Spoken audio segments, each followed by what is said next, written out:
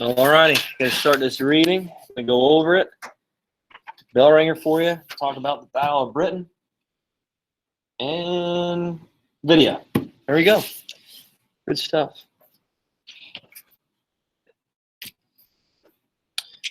Okay, so let's bring this up. Instructions. Bang. All right, so let's go over this here. Let's go over this. Number one, detail how Hitler took over many parts of Europe at the start of World War II. How'd he do it? Go ahead, Troy. Yeah, good job, Blitzkrieg. Good job. So this was actually a tactic created by Great Britain, but not fully applied until World War II, when Hitler kind of takes this tactic and rolls with it, especially in the start of World War II. As he's expanding, as he's being more aggressive in Europe, okay, especially with Poland moving up into the Scandinavian countries, right into France. We talked about all those places where he went, okay, in early 1939, moving into 1940. Okay, it's continuing even more. All right, so Blitzkrieg. That means what? Lightning warfare, right? Okay, first come in with the Luftwaffe, the Air Force, loosen everything up a bit. The tanks roll in, destroy any type of barricades or blockades, and they use the radios to communicate with one another as they're doing that. First time ever in history that radios are applied to these tanks. And then infantry, right? So the infantry come in and mop everything up. So if there's anybody crawling around on a battlefield, the troops walk in and finish them off, okay? All right, good. That's number one. Two, where did Hitler want to have France surrender at? Why was this significant? Griffin, what do you got for two, buddy? The same place where Germany surrendered. Yeah, good job, right? So that same rail car. So he actually drug it out of this museum, put it at the exact location, and he had France surrender, the armistice in 1940, at the same spot where the armistice was at the end of World War I, 1918. Okay, so we all know that he was looking for revenge. He was looking for vengeance. Okay, he promised this to the German people, that he was going to get back at the Allied powers for what type of punishment they put them through with the Treaty of Versailles at the end of World War I. And we can say he pretty much accomplished that, right? Pretty much accomplished it. Hey, you, Karen. Just going over the reading right now. So, yep. And that was what? The wagon of Champion, whatever. And I don't know how to pronounce it. And that's why it was significant. Good. Three, describe the Frenchmen's attitudes who were at the armistice of terms. So this was part of the primary source. What do we have here for three? Forney, the champ. We got a new champion here. Forney is it. He's up on the board. He's on Google. Well, he's on my website, so check it out. They were pretty upset about it because they were trying to stop Germany from growing and becoming a power, and now they're basically taking. Yeah, it was like almost somber, right? Somber effect. I don't know. Where were you? I was at the track. Oh, that's what they all say, huh?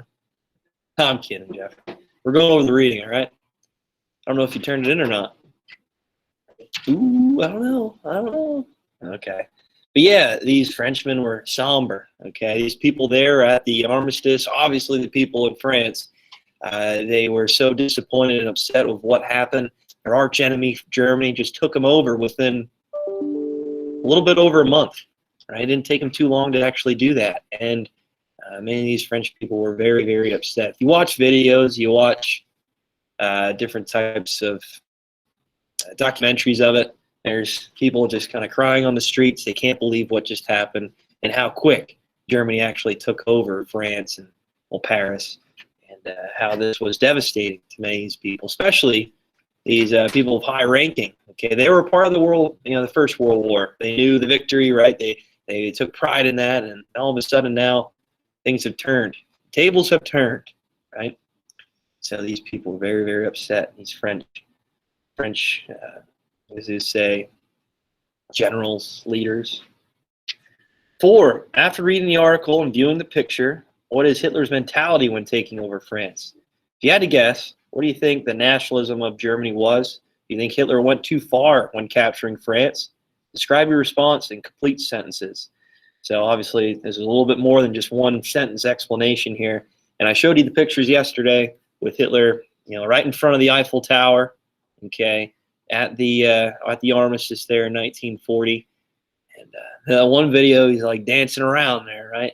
He's kind of prancing around, doing high knees. It looked right in front of the rail car. Like, what is this guy doing here? He's all pumped up. All right, so what do we got for 4? What we got for 4 here? Serene, what do you got, man? Hitler knew that France had to go. They'd exploited and embarrassed the German people for too long, so we didn't take it too far. And nationalism at this point was an all-time high. They had conquered Europe. This is bad that they have lost. And no, I don't think he went too far at all. Hitler knew that France would be conquered and have to bring a new way to Germany. It had to be done, right? They had to get the salt out, slap it on that wound. Okay. Yeah. Okay. Yeah. So in the pictures, he was really posing in front of all these, I guess you could say, forms of freedom all throughout France, like the Eiffel Tower. Okay. He pulled that rail car out of a museum so that they could sign it right there, where Germany lost in World War I. He was really trying to build the nationalism up in Germany. Now, let's face it. He promised all these things of claiming back land, claiming the territories they lost, building up a military, giving people of Germany a higher standard of living. Now he's taken it to the powers that tried to put him down at the end of World War I at that Treaty of Versailles. So the German people were loving it. Okay, once he returned back to Germany, Hitler, after signing this and this armistice, everybody cheered him on. He was really a god to many of the people. There's parades all over. They're screaming his name. They just couldn't believe how much he accomplished in 5 years, right? Came into power in 34, 35, right? When he was the supreme leader. In 5 years, they already took over France. Oh my gosh. Oh my gosh. So the people loved him, right, in Germany. They viewed him as this god, as this person, their savior. The knight in shining armor, right? Yeah, so in many cases, people in Germany didn't think he went too far. Okay, we know what the treaty was established to do at the end of World War I. We knew exactly how this was supposed to be devastating for Germany so that they could never rise to power ever again. And all of a sudden, that changed real quick. Like I said, in 5 years already, pretty much claiming all of continental Europe. Okay, the living space, the Lebensraum, expanded to new heights. And yeah, so that's where we're at. Okay, is there any questions on that? So 1940, who's really winning this war so far? Gracie, who do you think? Germany, by far, right? The Axis powers. Italy's kind of there in the back. Hey, let's go. But yeah, so the Axis powers are clearly the victors in 1940 at this point. We didn't get to talk about the Pacific yet, but Japan is really expanding out into the Pacific so far, out into Asia, into China, down into parts of where modern-day Vietnam is. Okay, even up into Manchuria, which is really close to the Soviet Union's borders there. So that's where we're at. And the Axis powers look like they're unbeatable at this point, at this moment. And let's face it, how many powers are left in Europe? So France has already just got taken over. Who's left? Griffin? Great Britain. Oh boy. Oh boy. And that's what we're going to talk about today. They got the Tesseract. Oh my gosh. Oh, Tesseract coming back into play here. All right. So bell ringer for today. So if you haven't done so, turn that in. You're late with it. If you maybe missed something there that you wanted to fill in, you'll get credit for it. Not full credit, right? So why was Hitler so vindictive when taking France? And the way he handled the Franco-German armistice in 1940. What did he do? So we really just went over this. It should be fresh in your minds. Georgie, you watched that video yesterday? Attaboy. Attaboy. See, there was no laugh. There was no laugh there, so I know he's telling the truth. All right, there we go. So I'll give you some time to work on that. At the end of class here, George, just remind me so I can show you how to get that current event then, okay?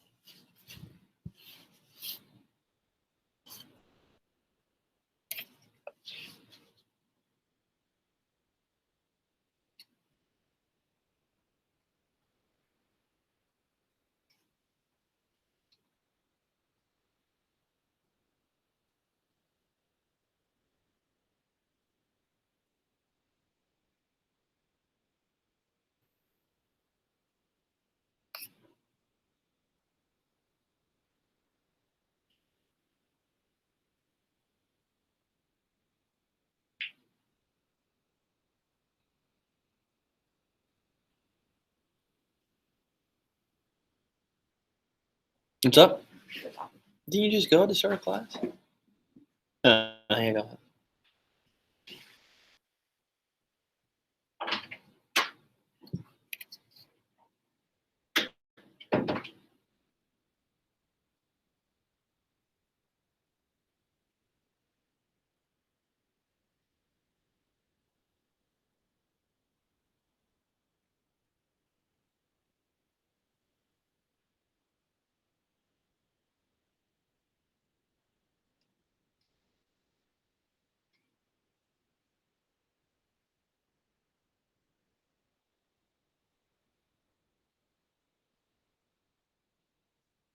All right, so let's go over this real quick. So, why was Hitler so vindictive at taking France and the way he handled the Franco-German armistice? So, vindictive means just like vengeance. He's looking for revenge. All right, why he was so spiteful, I guess you could say, with taking France. Forney, what do you got, man? Because he basically kicked during France's face because of what they did to him after World War I. They basically suppressed Germany because like what they did. Yeah, good job. So one of the key players of the Treaty of Versailles was France, right? So we all went over that. We don't need to beat it up anymore, but we know with the military restrictions, the losses, the loss of the Navy. Okay, we talked about how their borders were stricken down, taken away, right? And they had to pay back reparations. Oh man! So Hitler remembered this. He promised to the German people that he was going to make things right from that establishment, the Treaty of Versailles, and how that was created, and he did so, right? He did so. Okay, and this was like fuel on the fire for him. Okay, he remembers exactly what France did to them, and we reiterated already with the reading, so I ain't going to focus too much on it. All right, but the main thing we all know it was just that Treaty of Versailles. Right? He wanted to get revenge. He wanted to seek revenge, and do it in as many ways as possible. Okay, like getting a picture in front of the Eiffel Tower, signing it in the exact rail car that was signed in the armistice in 1918. You name it. All right, so vocab terms for today. Here we go. And we're coming close to the end of this, I guess you could say, quiz. So we might have a quiz next week sometime, just to let you know. Okay, just to let you know. So I'm thinking maybe Monday or yeah, let's go for Monday because tomorrow I guess we'll review what we're talking about, what we went over, and his expansion even more. Okay, at the end of 1939, moving to 1940, and Before we get to the Eastern Front, I'd like to just kind of review where we're at, see where we're at, and then move on from there. Does that work? Okay. All right, so vocab terms for today.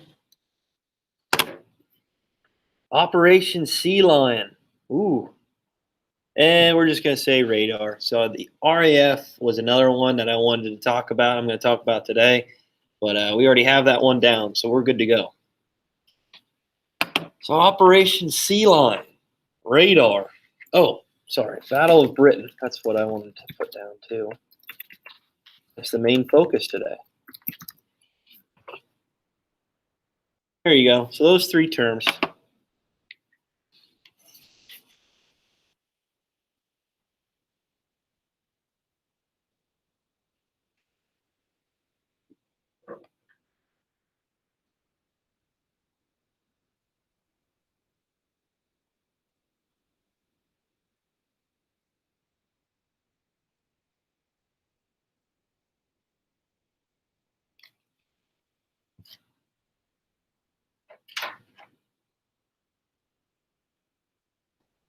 Just working on the vocab.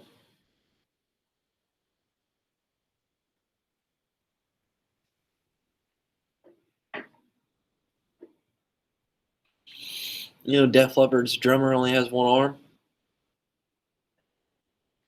You did know that, or you didn't? How cool is that? Yeah, that's true. He's really good at it, though, still with one arm. Can you imagine that? What's that? Did he lose in like a car accident? I think so. Yeah, I think so. It's interesting, though. One-arm drummer. You could do it. All right, give me your arm here. I'm just kidding.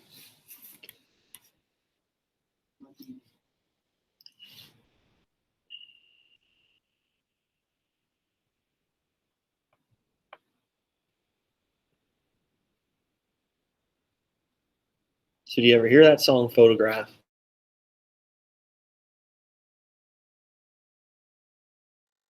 Serene, do you believe this?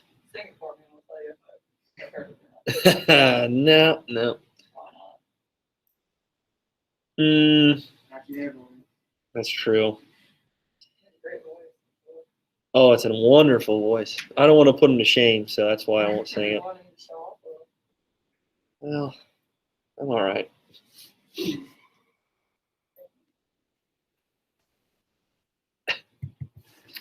Maybe if we have a talent show, I'll go up and sing Def Leppard. All right, Operation Sea Lion. Are you gonna bark like a sea lion? No, but I can make a really killer voice. What's that? I said no, but I can make a really killer voice. Horse. Yeah, I was gonna say you're always making animal noises up here, sixth period. That's why I figured I'd ask you about the sea lion. Or clap your hands too, like they do. Yeah, Operation Sea Lion. What do we have? What do we got? We got Troy. What do you got? AC/DC back there. Nazi Germany was named for the planet region. Yeah, good job. All right, good job. So this was the operation, the invasion plan for Great Britain. Oh, uh-oh. So we know Hitler and the Nazis took over France, 1940. Now they're looking for the other Allied power to have full control of Europe. Full control. So that's the plan, Operation Sea Lion. Did it happen? We'll talk about it today. How about that? Radar. Radar Love, right? That song. That's a good song, too. What do you think, Serene? Yeah. Jeffrey, what do you have for radar? An interactive system that uses radio waves to determine range, angle, and velocity of objects. Yeah, good job. So this is going to be very important, especially for the Battle of Britain, for England, detecting where the Luftwaffe is coming from, right? Where their airstrikes might target, and try to prepare for this to make sure that they can maybe shelter some people depending on where, obviously, the Air Force is coming from.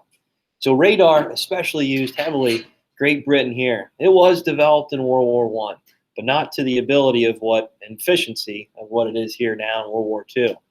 So radar, okay, try to detect and find out where many of these aircraft, the Luftwaffe, what they're targeting, where they're going after. Okay. Oh, there was two other terms I wanted to put up. Oh, well, how about I just talk about it and you write them down? Does that work? Okay. Battle of Britain. What do we have for the Battle of Britain? 40? Was a military campaign in the Second World War in which the Royal Air Force and Fleet Air Arm of the Royal Navy defended the United Kingdom against a large-scale attack from Nazi Germany's Air Force. Yeah, good job. Good job. So with Battle of Britain, it's going to be hard to attack Great Britain. Why is it going to be hard for Germany to attack Great Britain? Jeffrey? They're not. They're an island. Yeah, they're an island. Even in the 1940s, with all these new forms of weaponry and technology, still very difficult to attack Great Britain. Right? I know what you're thinking. They have an air force. They can just bomb them out. A couple of years later, they'll have rockets. Oh my gosh. Sharks with laser beams on their heads. No, I'm just kidding. Austin Powers there. Yes, Jeffrey. Good. Yeah, no, they don't have sharks with laser beams on their head, but they have the Air Force, right? They have rockets. They have radar. Okay, how hard is it to invade Great Britain? Well, it's really difficult, and that's kind of one of the thorn in Hitler's sides here when he's taking over pretty much all of Western Europe. So the Battle of Britain mostly took place in the air and in major cities and towns and villages all throughout Great Britain. Okay, it wasn't per se of an invasion, right? This Operation Sea Lion actually didn't really come about, but there was a lot of attacks and trying to strong arm Great Britain into major surrender with constant bombardment and different types of bombing runs over major cities. All right, so this is what I wanted to put in.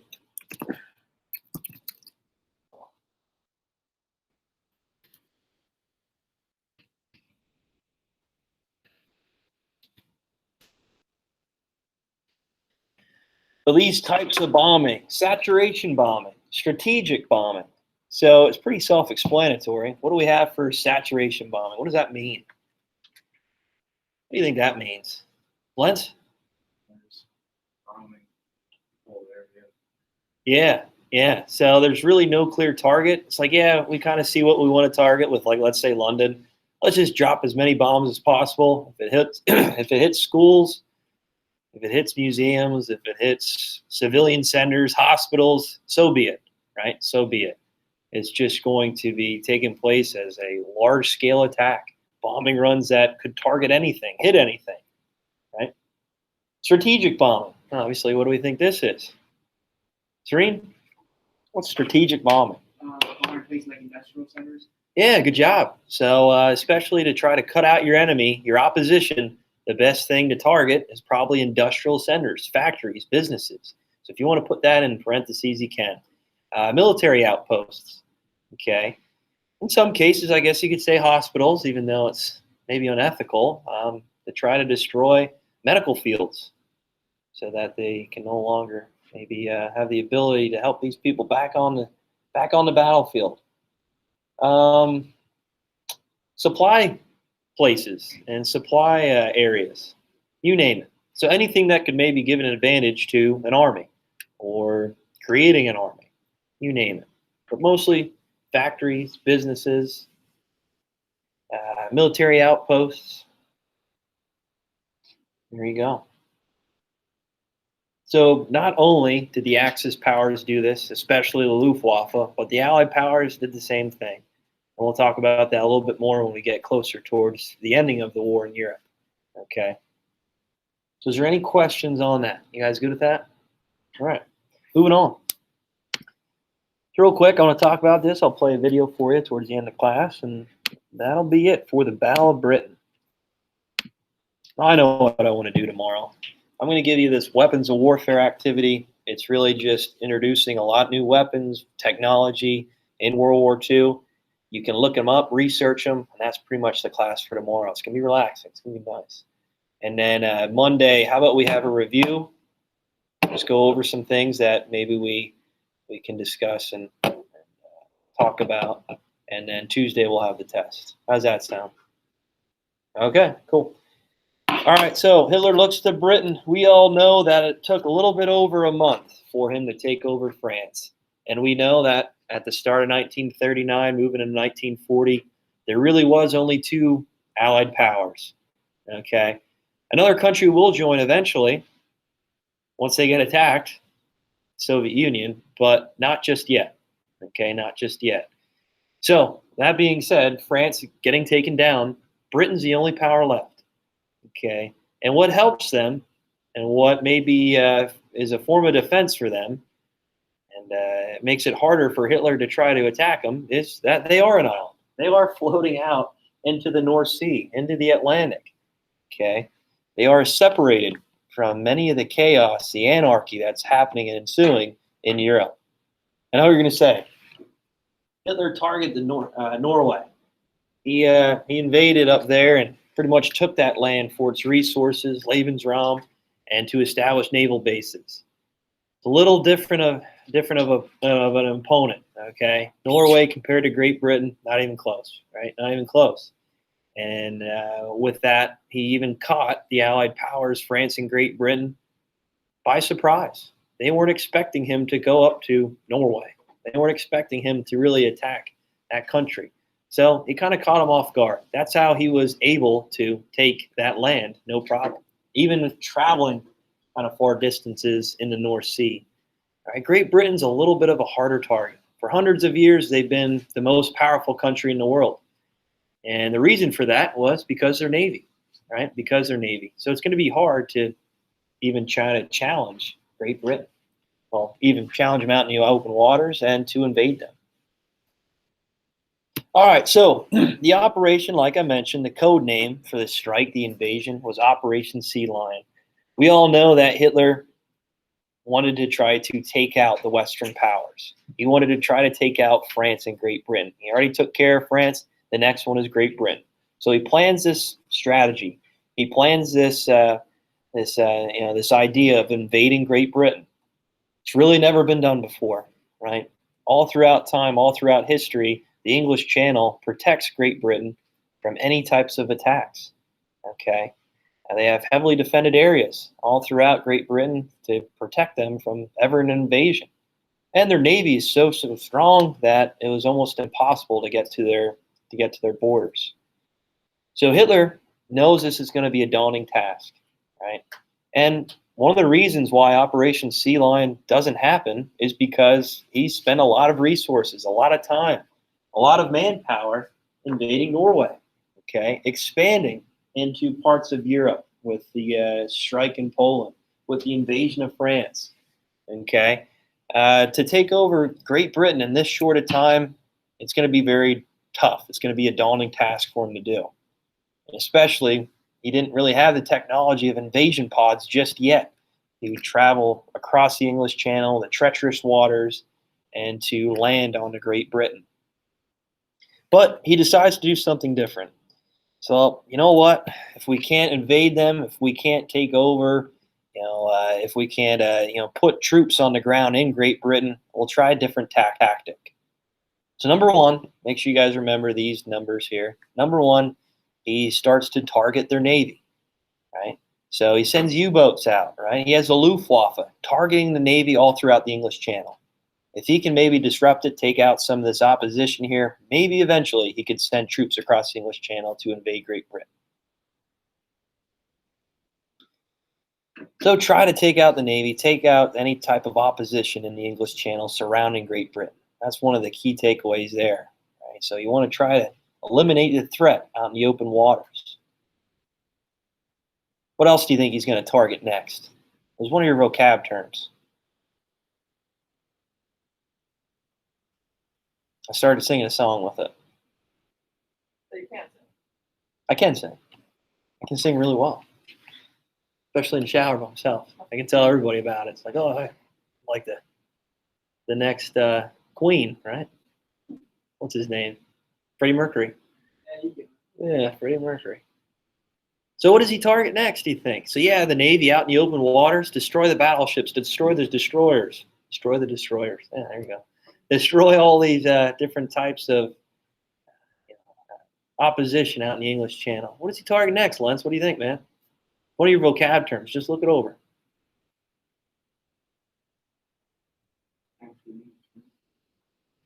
Yeah, so he's targeting the English Channel already. That's number one. What's two, you think? Okay. All right. Yeah. So he's going to maybe attack the RAF, but before he gets to that, what is he going to target first to make sure that they don't see him coming? You wrote down the term, didn't you? What? Yeah, the radar centers. Good job. So destroy the radar centers, right? So one, attack the battleships. Attack the opposition in the English Channel. Okay, what type of battleships they have out there? Number two, attack radar. If they can't see them coming, this is going to be an overall benefit for them. Okay, it's going to be a benefit for them. So attack the radar positions. Luckily for Great Britain, they had the ability to put them back up in a short amount of time. So even though the Luftwaffe targeted the radar centers, the areas, they could put up these new, better, more efficient forms of radar up right away. What else did he target then? You said it next. You said the RAF, right? Yeah, the RAF. Okay, so he's like, okay, or the only opposition up in the air then is the RAF. Destroy the airplanes. Okay, destroy these military outposts. Okay, eventually, then number four, destroy the industrial factories, the businesses. Okay, the best way to try to eliminate your opposition is to make sure that they have no supply, make sure they have no armaments to keep fighting. Okay, so you can see the step-by-step process he came up with. If we can't invade them, then we'll just bomb the crap out of them. We'll bomb them until they submit, until they give up. And how does it look for the Allied powers already in 1940? Good? Not so good, Jeffrey. Yeah, exactly. So do you think Hitler maybe can convince Great Britain to surrender? Oh, yeah. Yeah, he could. He probably could. If he continues to bomb the crap out of them, destroy these major centers and cities, then eventually they might fold. But Great Britain, their citizens, they will never give up. They will never surrender. Who was that powerful leader that continued to talk to the people and make sure that they could continue to fight? Was it that the chive, keep calm and carry on, or what was that? I forget what it's called. Griffin? Yeah, Winston Churchill. Good job. Luckily for them, Great Britain, they had a powerful leader. Okay, they had a very strong leader, a motivator, if you will. Even though in the darkest time, in the darkest hour, when their cities are getting destroyed, the people literally had to live in subway tunnels because of constant bombardment by the Luftwaffe.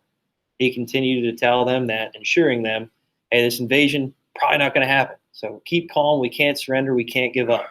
Okay. Sooner or later, someone's going to help us. Someone's going to benefit us in this war. Hopefully America, right? That's who he's talking about. So just hold on for now. Although our cities are destroyed, we have no really way of life. We're living in the subway tunnels and living underground pretty much to avoid these bombing runs. Sooner or later, this is going to fold.